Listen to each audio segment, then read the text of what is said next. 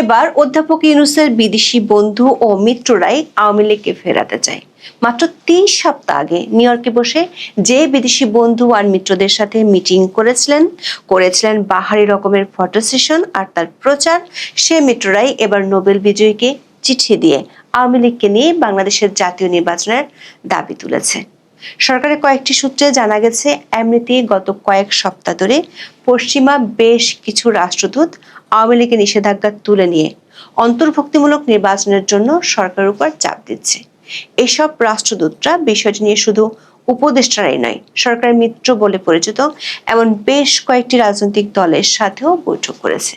এমন পরিস্থিতিতে অধ্যাপক ইউনূসের খুবই ঘনিষ্ঠ 6টি নামকরা আন্তর্জাতিক মানবাধিকার সংস্থা বলছে, আওয়ামী লীগের উপর নিষেধাজ্ঞা তুলে নিতে এই 6 সংগঠন মনে করছে আওয়ামী লীগকে নিষিদ্ধের কারণে বাংলাদেশের বিপুল সংখ্যক ভোটারকে রাজনৈতিক অধিকার বঞ্চিত করা হচ্ছে। ফলে বাংলাদেশে বিদেশি শক্তিগুলোর পক্ষ থেকে যে চাপ সরকার এতদিন মোকাবেলা করছিল, তার সাথে মিত্র মানবাধিকার সংগঠনের এই খোলা চিঠি যোগ করেছে নতুন মাত্রা। মাত্র ৩ সপ্তাহ আগে যাদের সঙ্গে বৈঠকে দেখানো হয়েছিল আন্তর্জাতিক সমর্থনের প্রতীক হিসেবে, তারাই এখন চিঠি দিয়ে আওয়ামী লীগের রাজনীতির সুযোগ দিতে বলছে। আবার 3 দিন আগে ঘটা করে জুলাই সই অনুষ্ঠানে ইতিহাসের সেরা নির্বাচনের স্বপ্ন শুনিয়েছিলেন প্রধান উপদেষ্টা। সতর্ক করে বলেছিলেন, দেশ বিদেশের কেউ যেন সেই নির্বাচন নিয়ে প্রশ্ন তুলতে না পারে। জুলাই সনদের অনুষ্ঠানে উপস্থিত থাকা কয়েকজন উপদেষ্টা মনে করছেন, 6 বিদেশি সংস্থার খোলা চিঠিতে পরিষ্কার আওয়ামী লীগকে বাদ রেখে নির্বাচনের পক্ষে নয় ঘনিষ্ঠ মিত্ররাও। সব মিলিয়ে সরকারের সামনে এখন শ্যাম রাখি না কুল রাখির মতো অবস্থা। আওয়ামী লীগকে নিষিদ্ধ করার কৌশল এখন সবার গলার কাটা। প্রশ্ন হলো, এমন জটিল সংকটের উপশম হবে কোন উপায়ে? চলুন যাওয়া যাক বিশ্লেষণে।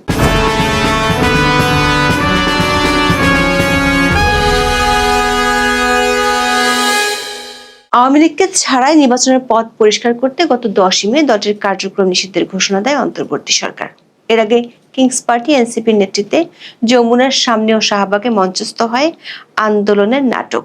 সরকারি ঘোষণা আসার পর বিএনপি মহাসচিব মির্জা ফখরুল ইসলাম আলমগীরও বিবৃতি দিয়ে অভিনন্দন জানান। দর্শক, এগুলো সব পুরানো খবর। নতুন খবর হলো, মাত্র 4 মাসের মধ্যে সেই কৌশলের চোরাবালিতে সরকার এবং তাদের মিত্ররাই নিজেরাই এখন আটকে গেছে। ক্রমাগত বাড়ছে আন্তর্জাতিক চাপ, দেশের বাইরে কঠিন প্রশ্নের মুখে পড়তে হচ্ছে। এমনকি এই ইস্যুতে পিস্টান দিচ্ছেন সরকারের মিত্র হিসেবে পরিচিত বিদেশিরাও। আওয়ামী লীগ নিষিদ্ধের ইস্যুতে সম্প্রতি নিউ ইয়র্কে জিটিওর সাংবাদিক মেহেদী হাসানের প্রশ্নে রীতিমতো খাবি খেতে হয় অধ্যাপক ইউনূসকে। প্রশ্নের মুখে তালগোল পাকিয়ে এক পর্যায়ে বলেন, আওয়ামী লীগ দল হিসেবে বৈধ, তবে এখন কার্যক্রম স্থগিত। যে কোনো সময় এর কার্যক্রম চালু করা হতে পারে। আওয়ামী লীগকে নির্বাচনের সুযোগ না দেওয়ার দায় নির্বাচন কমিশনের উপরেও চাপানোর চেষ্টা করেন প্রধান উপদেষ্টা। তবে সেই চেষ্টা যে খুব একটা কাজে লাগেনি তা বোঝা যায় মেহেদী হাসানের বাঁকা হাসিতেই। তখন ডক্টর ইউনূসের 7-5 বোঝানোর ব্যর্থ চেষ্টা ছিল চোখে পড়ার মতো। আওয়ামী লীগের কার্যক্রম যে কোনো সময় চালুর ইঙ্গিত নিয়ে বেশ হইচই বেঁধে যায় তখন। আর তার সামাল দিতে এগিয়ে আসেন আইন উপদেষ্টা আসিফ নজরুল। তিনি 1 অক্টোবর সাংবাদিকদের জানান, আওয়ামী লীগের কার্যক্রমে নিষেধাজ্ঞা দ্রুত প্রত্যাহার হবে এমন কোনো সম্ভাবনা নেই। তবে 4 দিনের মাথায় বোমা ফাটান অধ্যাপক ইউনূসের অতি কাছের বিদেশি মিত্র গোয়েন লুইস। 5 আগস্ট পরবর্তী বাংলাদেশের রাজনীতির অন্দরমহলে ব্যাপক সক্রিয় ছিলেন জাতিসংঘের এই আবাসিক সমন্বয়কারী। সম্প্রতি শেষ হয় তার বাংলাদেশের চাকরির অধ্যায়। ঢাকা ছাড়ার আগে 5 অক্টোবর গিয়েছিলেন বিএনপি মহাসচিবের সঙ্গে বিদায়ী সাক্ষাতে। পরে সাংবাদিকদের বলেন, আগামী নির্বাচন সব দলকে নিয়ে হবে বলে তিনি আশাবাদী। অথচ মাত্র 4 মাস আগে অনেকটা উল্টো সুর ছিল জাতিসংঘের এই কর্মকর্তার। ঢাকায় 4 জুন ডিক্যাবের এক অনুষ্ঠানে তাকে প্রশ্ন করা হয়, আওয়ামী লীগ না থাকা অবস্থায় নির্বাচন অন্তর্ভুক্তিমূলক হবে কিনা। জবাবে কৌশলী ভঙ্গিতে তিনি বলেন, অন্তর্ভুক্তিমূলক নির্বাচন মানে হচ্ছে সমাজের প্রত্যেক অংশই যেন ভোট দিতে পারে। অর্থাৎ জুনে সব দলের অংশগ্রহণের বিষয়টি গুরুত্ব পায়নি তার কাছে। তবে অক্টোবরে এসে বিদায় বেলায় জোর দেন সবাইকে নিয়ে নির্বাচনের উপর। দর্শক, গত কয়েক মাসে এভাবে হাওয়া বইছে উল্টো দিকে। বিশেষ করে পশ্চিমা প্রভাবশালী বিভিন্ন দেশ থেকেও বাড়ছে অংশগ্রহণমূলক নির্বাচনের চাপ। সূত্রগুলো বলছে, নরওয়ে, ডেনমার্ক, সুইডেন সহ বেশ কয়েকটি ইউরোপীয় দেশের রাষ্ট্রদূত গত কয়েক সপ্তাহ ধরে অন্তর্ভুক্তিমূলক নির্বাচনের জন্য সরকারের উপর চাপ দিচ্ছে। জার্মানি এবং কানাডার রাষ্ট্রদূত একই বিষয়ে কয়েকজন উপদেষ্টার কাছে সরকারের মতামত জানতে চেয়েছে। এসব দেশের রাষ্ট্রদূতরা সরকারের মিত্র বলে পরিচিত বেশ কয়েকটি রাজনৈতিক দলের নেতাদের সাথে গত 3 সপ্তাহে একাধিক বৈঠক করেছে।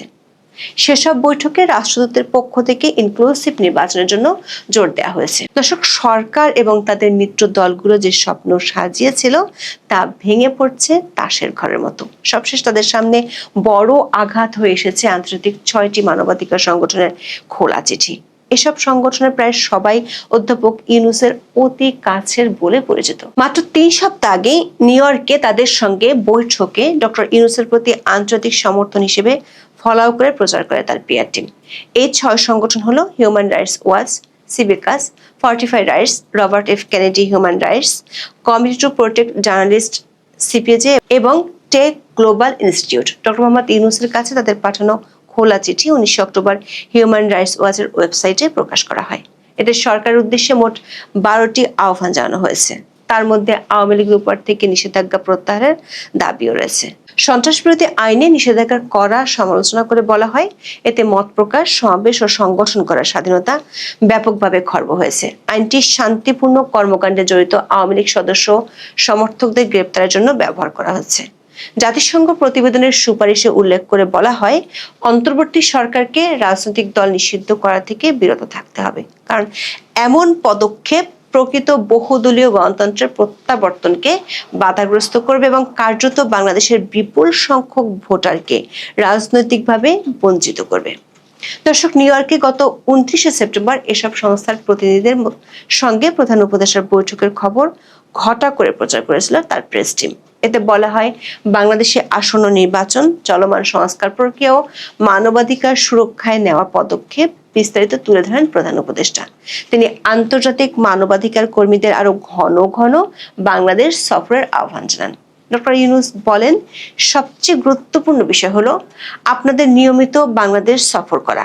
প্রত্যেকবার আপনারা এলে ভুলে যাওয়া বিষয়গুলো নতুন করে আলোচনায় আসে। শেষ পর্যন্ত আপনারাই জনগণের কণ্ঠস্বর। অথচ সেই বৈঠকের ফলো আপ হিসেবে 6টি সংস্থার দেয়া খোলা চিঠিতে সরকারের বিরুদ্ধে মানবাধিকার লঙ্ঘনের বিস্তর অভিযোগ তুলে ধরা হয়েছে। এতে বলা হয়, অন্তর্বর্তী সরকার সাইবার নিরাপত্তা আইন বাতিল করলেও এর বদলে এসেছে সাইবার নিরাপত্তা অধ্যাদেশ। এটি আন্তর্জাতিক মান পূরণে ব্যর্থ এবং রাষ্ট্রীয় ক্ষমতার অপব্যবহারের গুরুতর ঝুঁকি তৈরি করেছে। ব্যক্তিগত তথ্য সুরক্ষা অধ্যাদেশ এবং জাতীয় তথ্য ব্যবস্থাপনা অধ্যাদেশের খসড়া নিয়েও তোলা হয়েছে প্রশ্ন। বলা হয়েছে, আন্তর্জাতিক মানদণ্ড অনুসরণ না করে অতিরিক্ত ছাড় রাখা হয়েছে রাষ্ট্রীয় কর্তৃপক্ষের জন্য। খোলা চিঠিতে সংবাদ মাধ্যমের স্বাধীনতা নিশ্চিত এবং সাংবাদিকদের নির্বিচারে গ্রেপ্তার ও আটক রাখার সমালোচনাও করা হয়। এছাড়া বিরোধী রাজনৈতিক কর্মীদের নির্বিচারে গ্রেপ্তার ও আটক বন্ধের আহ্বান জানানো হয়েছে। চিঠিতে বলা হয়, আওয়ামী লীগের যেসব সদস্য ও সমর্থকদের বিরুদ্ধে অপরাধের বিশ্বাসযোগ্য প্রমাণ নেই, তাদের মামলা দ্রুত বাতিল বা প্রত্যাহার করতে হবে। দর্শক, এই চিঠি যেসব সংস্থা দিয়েছে তাদের প্রায় সবাই দীর্ঘদিন ধরে ডক্টর ইউনূসের কট্টর সমর্থক। বিশেষ করে রবার্ট এফ কেনেডি হিউম্যান রাইটসের প্রেসিডেন্ট কেরি কেনেডির সঙ্গে ঘনিষ্ঠতা দীর্ঘদিনের। এমনকি 2023 সালে অধ্যাপক ইউনূসের মামলার বিরুদ্ধে বিভিন্ন আন্তর্জাতিক ব্যক্তিত্বের লেখা খোলা চিঠিতে তিনিও স্বাক্ষর করেন। সে সময় আলাদা টুইটও করেন কেরি কেনেডি। ডক্টর ইউনূসের পক্ষে তখন যে 160 জনের বেশি বিশ্বনেতা চিঠি দিয়েছিলেন, তাদের একজন ছিলেন কেরি কেনেডি। অন্তর্বর্তী সরকার ক্ষমতা আসার পর গত মে মাসে তিনি সরকারি ব্যবস্থাপনায় ঘুরে যান বাংলাদেশে। 6 সংগঠনের একটি হলো টেক গ্লোবাল ইনস্টিটিউট। এর নির্বাহী পরিচালক সাফানাজ রাশিদ দিয়া তিনি জুলাই আন্দোলন এবং তার পরের সময়ে সরকার ঘনিষ্ঠ অ্যাক্টিভিস্ট হিসেবে পরিচিত। 2023-24 সালে টেক গ্লোবাল ইনস্টিটিউটের বোর্ড পরিচালকের দায়িত্বে ছিলেন আইন উপদেষ্টা আসিফ নজরুলের স্ত্রীর বোন নোভা আহমেদ। বর্তমানে এই প্রতিষ্ঠানের কোর টিম এবং ফেলোর তালিকার বড় একটি অংশে আছেন সরকার ঘনিষ্ঠ বাংলাদেশিরা। এছাড়া সিভিকাসের পক্ষ থেকে ডক্টর ইউনূসের ক্ষমতায় আসাকে স্বাগত জানিয়ে বিবৃতি দেওয়া হয়েছিল। 2024 সালের 30 সেপ্টেম্বর দেয়া বিবৃতিতে অন্তর্বর্তী সরকারকে নিয়ে বিপুল প্রত্যাশাও তুলে ধরা হয়। অন্যদিকে ফর্টিফাই রাইটস রোহিঙ্গা ইস্যুতে কাঁধে কাঁধ মিলিয়ে কাজ করছে অন্তর্বর্তী সরকারের সঙ্গে। আরাকানে করিডোরের প্রস্তাবটিও প্রথম আসে ফর্টিফাই রাইটসের পক্ষ থেকে। সরকার একাধিক সূত্র বলছে, গত কয়েক সপ্তাহে বিদেশি রাষ্ট্রদূতরা আওয়ামী লীগের নিষেধাজ্ঞা তুলে নেওয়ার বিষয়ে সরকারের কয়েকজন উপদেষ্টার সাথে বৈঠক করেছে, কথা বলেছে। সেখানে সরকারের পক্ষে কিছু যুক্তি তুলে ধরা হয়েছে। সরকারের পক্ষ থেকে তুলে ধরা যুক্তিগুলো হলো, বিগত সরকার আমলে সংগঠিত নৃশংসতার বিচার না হওয়া পর্যন্ত দলটির কার্যক্রম নিষিদ্ধ রাখা হয়েছে। সরকারের বিদেশি মিত্রদের প্রশ্ন হলো, জাতিসংঘের প্রতিবেদন সহ সরকারের ভাষ্য হলো অধিকাংশ হত্যাকাণ্ড আইন শৃঙ্খলা রক্ষাকারী বাহিনীর সদস্যদের দ্বারাই সংগঠিত হয়েছে এবং এগুলোর নির্দেশ এসেছে কিছু উচ্চ পর্যায়ের নেতার কাছ থেকে। সেক্ষেত্রে খোদ জাতিসংঘের ফ্যাক্ট ফাইন্ডিং প্রতিবেদনেও আওয়ামী লীগকে সরাসরি দল হিসেবে দায়ী করা হয়নি। তবে বলা হয়েছে, শুধু দলের সঙ্গে সক্রিয়ভাবে যুক্ত থেকে যারা যারা এই দমন পীড়ন সক্রিয়ভাবে সমর্থন করে তারা দায়ী। এমন পরিস্থিতিতে সরকারের যুক্তিতে মন ভরছে না তার বিদেশি মিত্রদের। উল্টো তাদের বক্তব্য হলো, সরকার গত 14 মাসে আওয়ামী লীগের 44,000 নেতাকর্মীকে গ্রেপ্তার করেছে, তারপরও তৃণমূলে দলটির বেশ জনসমর্থন আছে। বিভিন্ন জরিপেও বিষয়টি উঠে এসেছে। ফলে সরকারের এমন নিষেধাজ্ঞার কারণে লাখ লাখ সমর্থক তাদের রাজনৈতিক অধিকার হারাবে। সরকারের পক্ষ থেকে আরেকটি যুক্তি দেওয়া হয়েছে, সেটি হলো জুলাই আন্দোলনকারীদের নিরাপত্তা ও রাষ্ট্রীয় নিরাপত্তার জন্য আওয়ামী লীগের কার্যক্রম নিষিদ্ধ করা হয়েছে। সরকারের মিত্রদের প্রশ্ন হলো, আওয়ামী লীগকে নিষিদ্ধ করার পর 5 মাসে বাংলাদেশের আইন শৃঙ্খলা পরিস্থিতির কোনো উন্নতি হয়নি, বরং অবনতি হয়েছে। কোনো কোনো ক্ষেত্রে দেশব্যাপী মব সন্ত্রাসের জন্য সরকারের মিত্ররাই দায়ী। বিদেশি বেশ কয়েকটি দূতাবাস সন্ত্রাস দমন আইনের অপব্যবহার নিয়ে সরকারকে তাদের আপত্তির কথা জানিয়েছে। দর্শক, এত সব চাপে দিশেহারা সরকার, খোঁজা হচ্ছে পরিত্রাণের কৌশল। ঢাকঢোল পিটিয়ে জুলাই সনদ সই অনুষ্ঠানে ডক্টর ইউনূসের বক্তব্য মিলেছে সংকটের ইঙ্গিত। বক্তব্যে তিনি সবাইকে এমন নির্বাচনের ব্যবস্থা করতে বলেন যা নিয়ে দেশে বিদেশে প্রশ্ন তোলার সুযোগ থাকবে না। প্রশ্ন হলো, এই বক্তব্য থেকে বিশেষ কোনো ইঙ্গিত কি দিলেন প্রধান উপদেষ্টা? একদিকে বিদেশিদের অন্তর্ভুক্তিমূলক নির্বাচনের জন্য চাপ, অন্যদিকে বিদেশিদের সামনে অধ্যাপক ইউনূস গ্রহণযোগ্য নির্বাচন উপস্থাপন করতে চান।